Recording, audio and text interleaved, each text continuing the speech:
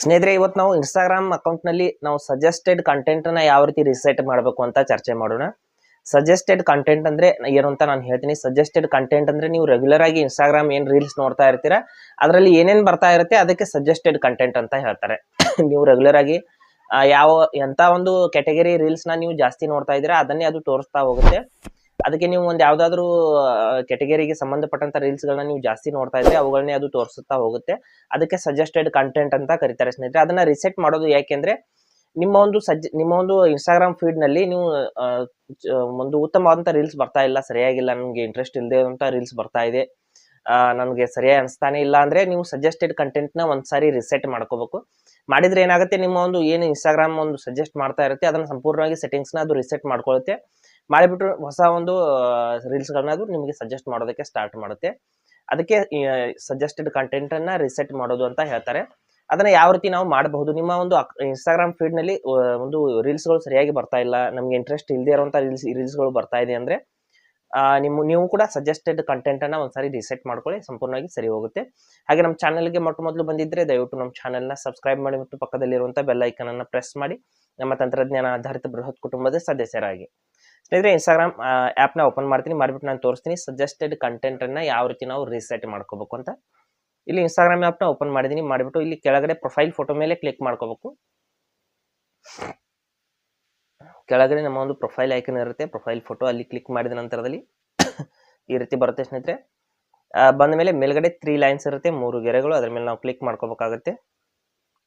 ಒಂದು ನಿಮಿಷ, ಇಲ್ಲಿ ಪ್ರೊಫೈಲ್ ಫೋಟೋ ಮೇಲೆ ಕ್ಲಿಕ್ ಮಾಡಿಬಿಟ್ಟು ಒಂದು ನಿಮಿಷ, ಇಲ್ಲಿ ಮೇಲ್ಗಡೆ 3 ಗೆರೆಗಳಿದೆ ನೋಡಿ, ಅದ್ರ ಮೇಲೆ ನಾವು ಕ್ಲಿಕ್ ಮಾಡ್ಕೋಬೇಕು. ಮಾಡಿದ ನಂತರದಲ್ಲಿ ಸ್ವಲ್ಪ ಕೆಳಗಡೆ ಬಂದ್ಬಿಟ್ಟು ಇಲ್ಲಿ ಕಂಟೆಂಟ್ ಪ್ರಿಫರೆನ್ಸಸ್ ಅಂತ ಒಂದು ಆಪ್ಷನ್ ಇದೆ ನೋಡಿ, ಕಂಟೆಂಟ್ ಪ್ರಿಫರೆನ್ಸಸ್ ಅಂತ ಆ ಒಂದು ಆಪ್ಷನ್ ಮೇಲೆ ಕ್ಲಿಕ್ ಮಾಡ್ಕೊಳ್ಳಿ. ನಂತರದಲ್ಲಿ ಇಲ್ಲಿ ಕೆಳಗಡೆ ರಿಸೆಟ್ ಸಜೆಸ್ಟೆಡ್ ಕಂಟೆಂಟ್ ಅಂತ ಒಂದು ಆಪ್ಷನ್ ಇದೆ, ಅಲ್ಲಿ ಕ್ಲಿಕ್ ಮಾಡ್ಕೊಳ್ಳಿ.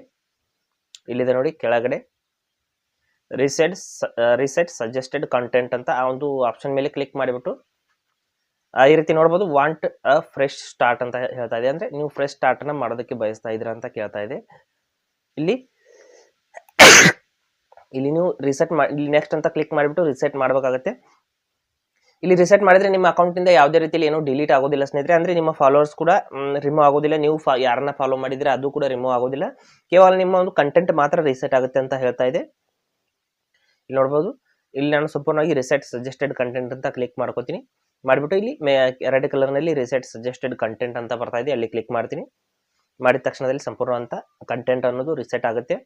ನಿಮ್ಮ ಅಕೌಂಟ್ ಅಲ್ಲಿ ನೀವು ರೀಲ್ಸ್ ಗಳನ್ನ ಅಪ್ಲೋಡ್ ಮಾಡಿದ್ರೆ, ಏನಾದರೂ ಪೋಸ್ಟ್ ಗಳನ್ನ ಹಾಕಿದ್ರೆ ಅಥವಾ ಇನ್ನೇನು ಹಾಕಿದ್ರು ಕೂಡ ಯಾವುದೇ ರೀತಿಯಲ್ಲಿ ಏನೂ ಡಿಲೀಟ್ ಆಗೋದಿಲ್ಲ, ಕೇವಲ ನಿಮ್ಮ ಕಂಟೆಂಟ್ ಮಾತ್ರ ಅನ್ನೋದು ರಿಸೆಟ್ ಆಗುತ್ತೆ ಅಷ್ಟೇ. ನೋಡ್ಬೋದು, ಇಲ್ಲಿ ಎಲ್ಲ ಕ್ಯಾಟಗರಿ ಅನ್ನೋದು ಚೇಂಜ್ ಆಯಿತು, ಇಲ್ಲೆಲ್ಲ ಹೊಸ ರೀಲ್ಸ್ ಗಳು ಬರ್ತಾ ಇದೆ ಸ್ನೇಹಿತರೆ. ಮೊದಲಿನ ಎಲ್ಲ ಒಂದು ಕ್ಯಾಟಗರಿ ಅನ್ನೋದು ಚೇಂಜ್ ಆಯಿತು. ಈ ರೀತಿ ನೀವು ಸಜೆಸ್ಟೆಡ್ ಕಂಟೆಂಟ್ ಅನ್ನ ರಿಸೆಟ್ ಮಾಡ್ಕೋಬಹುದು. ನೀವು ರಿಸೆಟ್ ಮಾಡೋದ್ರಿಂದ ಯಾವುದೇ ರೀತಿಯಲ್ಲಿ ನಿಮ್ಮ ಅಕೌಂಟ್ಗೆ ಪರಿಣಾಮ ಬೀರೋದಿಲ್ಲ, ಕೇವಲ ನಿಮ್ಮ ಒಂದು ಕಂಟೆಂಟ್ ಮಾತ್ರ ಬದಲಾಗುತ್ತೆ ಅಷ್ಟೇ. ಹಾಗೆ ಸ್ನೇಹಿತರೆ, ಕೊಟ್ಟಿರೋ ಮಾಹಿತಿ ಸಂಪೂರ್ಣ ಮತ್ತು ನಿರೂಪಣೆ ಮಾಡಿದೆ, ಶೈಲಿ ಉತ್ತಮ ಅಂತ ಅನಿಸಿದ್ರೆ ವಿಡಿಯೋನ ಲೈಕ್ ಮಾಡಿ ಮತ್ತು ನಿಮ್ಮ ಸ್ನೇಹಿತರಿಗೂ ಕೂಡ ಶೇರ್ ಮಾಡಿ. ಹಾಗೆ ಇದ್ರ ಬಗ್ಗೆ ಸಮಸ್ಯೆಗಳು, ಡೌಟ್ಗಳು ಇದ್ರೆ ಕಮೆಂಟ್ ಅಲ್ಲಿ ಅವಶ್ಯವಾಗಿ ತಿಳಿಸಿ. ಮುಂದಿನ ವಿಡಿಯೋದಲ್ಲಿ ಮತ್ತೊಂದು ಹೊಸ ವಿಷಯದೊಂದಿಗೆ ಇರ್ತೀನಿ, ಮುಂದೆ ಬರ್ತೀವಿ. ಎಲ್ಲಿವರೆಗೂ ಟೇಕ್ ಕೇರ್.